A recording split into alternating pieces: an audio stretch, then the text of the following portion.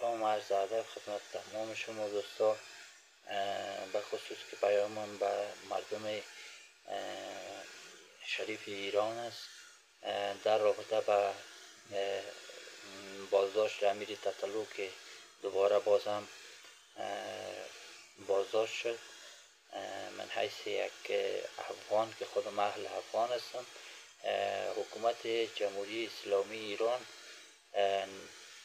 اگر این کار بکنه که امیر تتلو را به حکم اعدام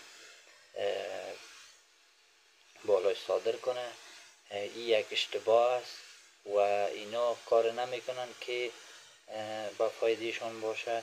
این فقط یک استعداد از بین میبرن و امیر جان تتلو هم یکی از آوازخوانهای بهتر رپخان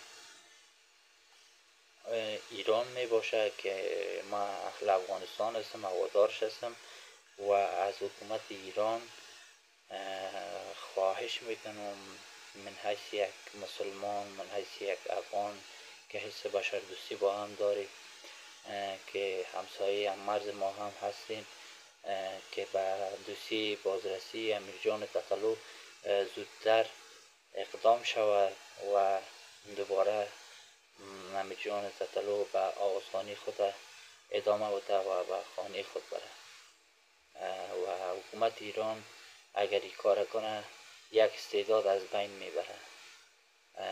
او امیر جان تتلو نه کدام کسی است که در کارهای خلاف قانون دست بزنه. او فقط یک رپخان است، یک استعداد که خدا بر اراده از اون استعداد استفاده میکنه و خواهش میکنم از حکومت ایران که این استعداد از بین نبرن، این استعداد رشد بدن، از بین نبرن. خواهشمند هستم و این پیام ما بود نیست یک اهل مسلمان که خودم افغان هستم، خودم تبعیض ندارم.